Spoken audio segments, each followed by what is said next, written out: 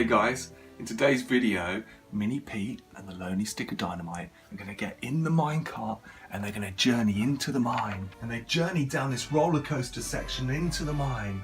And they come into this double hump section.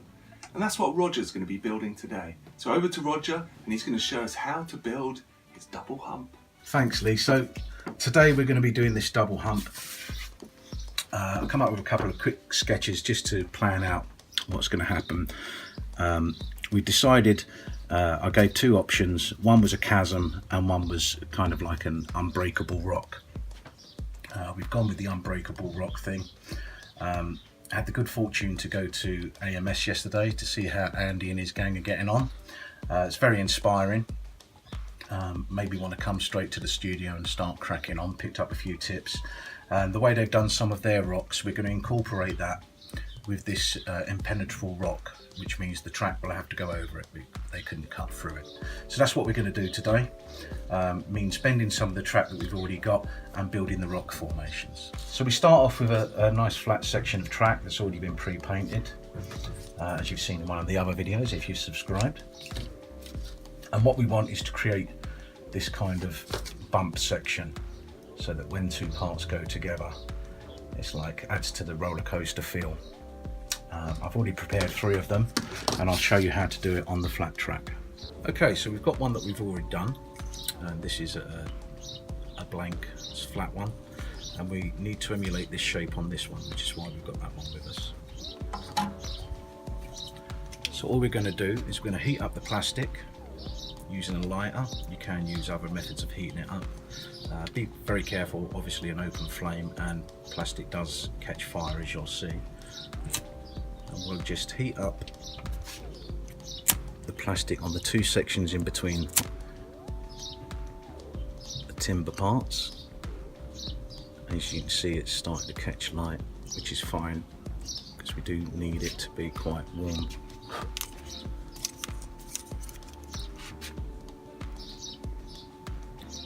Just put an even force on it, same pressure on both sides so it doesn't snap. It's still capable of snapping, and you can see there we've got the start of a bend going upwards, and we'll continue that all the way up and then straighten up at the top.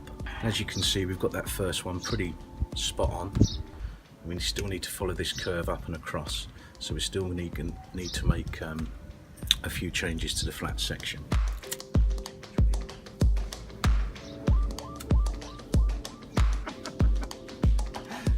So once you've done all the sections, you can see we've made burns on a few of these just to give the shape. We want it gently undulating because otherwise the actual minecart won't run along the track. So, you know, just a gentle curve going up and across. We've got a second section, so it makes the hump, which I'll show you later on. So as you can see, we've got 2 of the sections there. They'll fit together and that will give us our little bump in the track. And we're going to have 2 of these in a row, so it's going to be an undulating part of the ride. And what we need to do now is build some rocks to go underneath. Okay, so we're going to use scrap parts of the tubing that we used to make the main set pieces. These are little offcuts and whatnot. So if you can imagine these 2, once they've formed part of a rock structure, we're going to put the track over the top, and instead of making a little bridge-like structure, we're just going to make like a layer of lolly sticks or coffee stirrers to give the impression that it's almost like a carpet of wood going over the rock structure. Right, so start building the rock structure. Again, don't put too much thought into this because it is a natural structure. We're just going to cut some of this card in half.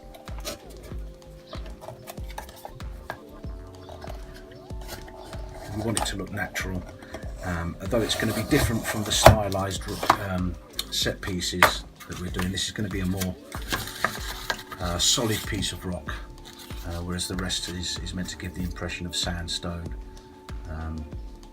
This is going to be almost as if we can't break through it, we can't blast through it, so we're going to have to just put the track over the top. So all we're going to do is flatten some of this out and basically just start building the template on which to put the rock. So all I'm doing at the moment is using masking tape just to add pieces, just create some interest. And what we do in the next stage is we're going to put a fine layer of clay over the top, give it some shape. We want this to be a bit more angular, a bit more rock-like in substance. And then once that's done, we'll paint it and it'll be ready to go onto the set. So in true Blue Peter fashion, here's one I made earlier. As you can see, I've put it on a base plate. This is purely and simply to give it some rigidity. Obviously, as you can see there's nothing in between the parts that I've stuck on. So we want it to be quite rigid. So we put it on a base plate. The masking tape will all be covered by the clay anyway. And I've just given it a little bit extra around the edges in case we want to dress with some proper rocks or things like that. We'll get to that point later and see how it looks.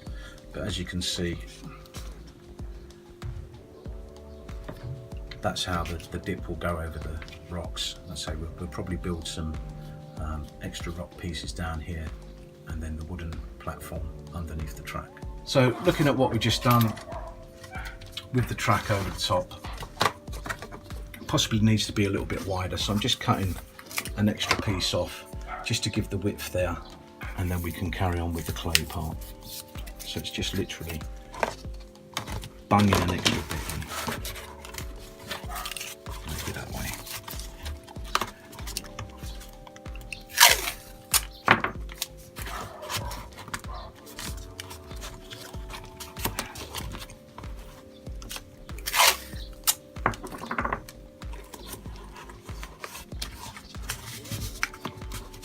Okay, we're ready to put some clay on. Okay, so we're going to prep the cardboard with some PVA glue, craft glue, we'll call it what you will. This is just to help the clay adhere to the cardboard. So we're just going to put a layer of this over, water down slightly, and that will help the clay stick. So you can just layer it on. Grab yourself a damp brush and just brush it. All we're looking for is the adhesion from it. Just to give the clay something to stick to.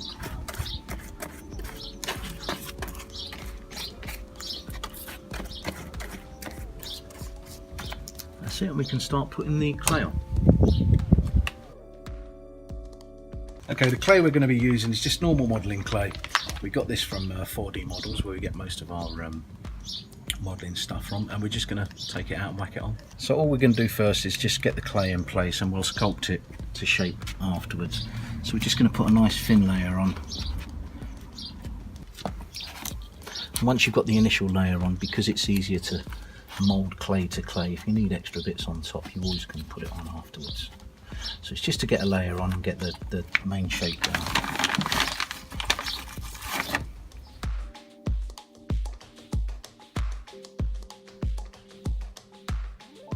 So you can see it's just going to look like a ball of clay at the moment, but the shapes will come once we start sculpting into it. So just make sure you cover all the areas. You can start putting, you know, various bumps and whatnot in it as you're going, but like I say, that can come afterwards. Where we've got a gap there, we're just going to put some clay covering the gap. You don't have to fill it completely, just a layer of it. Once it dries, it'll be pretty solid.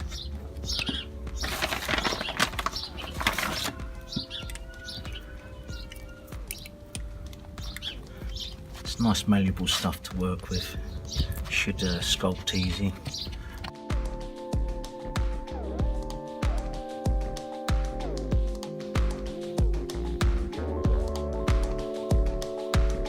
Right, we've got the first layer of clay on. As you can see, it just looks like a lump of clay, but once we start making this into a rock structure, you'll see it change shape. Okay, so we've got the main bulk of the clay on. It's still malleable, it's still moist, so now we're going to shape it.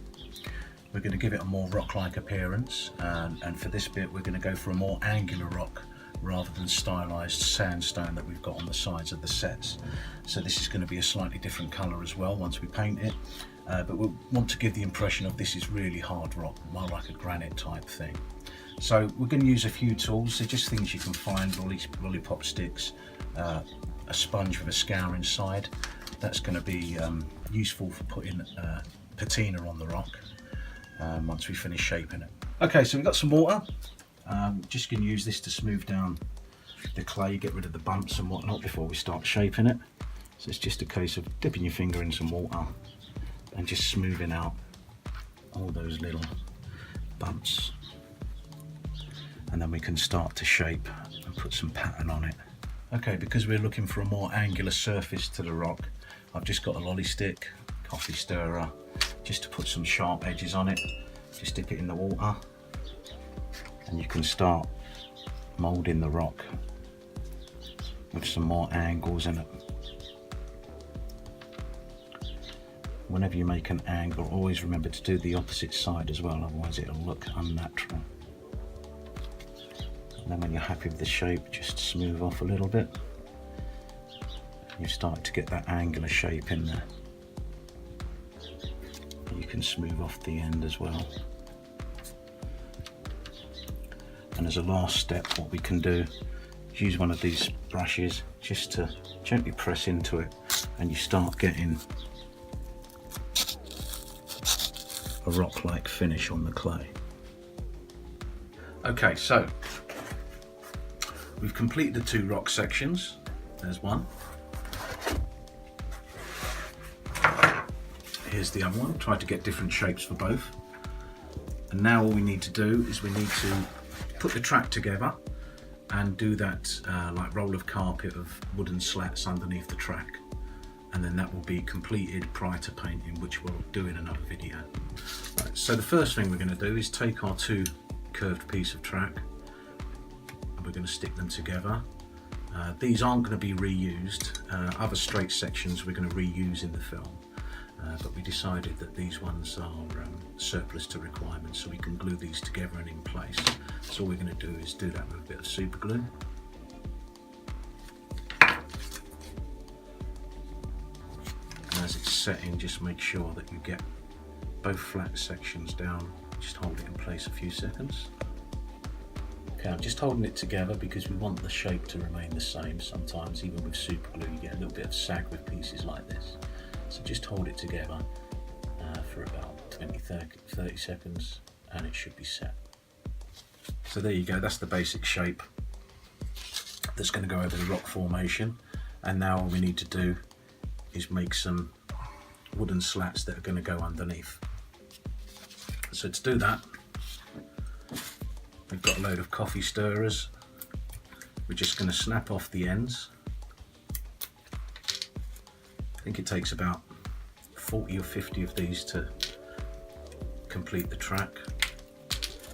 So because we want that rough and ready look, we're not cutting them. We want the edges to be as though they've been treated roughly over the years.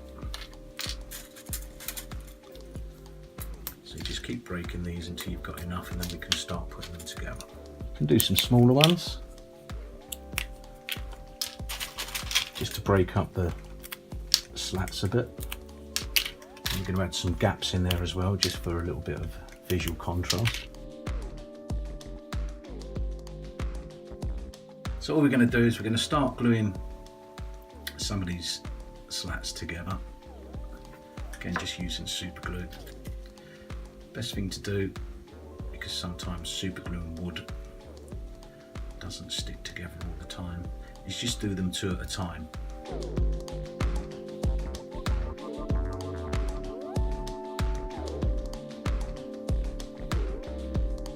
Once we've got a few ready to go, it's just a case of sticking them onto the track. So choose a starting place. I've got a couple here that are kind of half size. We're going to do some gaps in it, so it's quite nice to start off with that one maybe. So we're going to put that one on there in the center, and then just work our way down each side. So stick it actually on the back of the wooden sections of the track, the sleepers, and just add to it as you go along.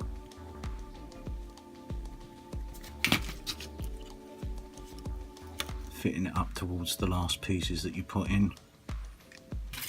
As you can see, when you do them in 2s, it's easier.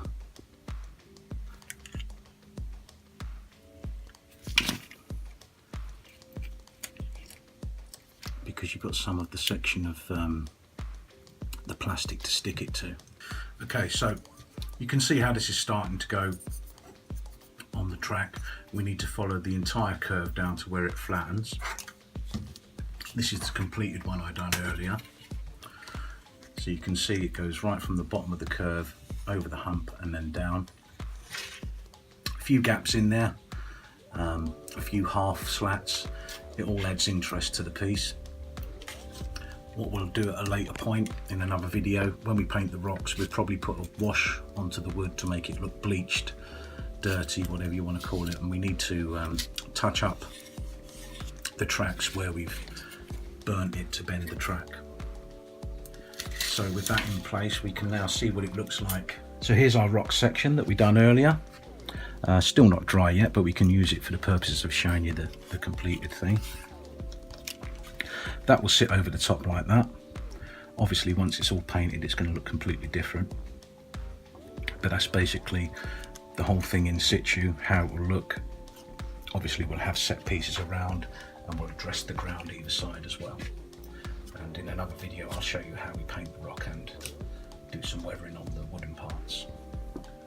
If you've liked watching today's video, then please subscribe to our channel, Stick of Dynamite. Let's get maximum humpage out of Roger.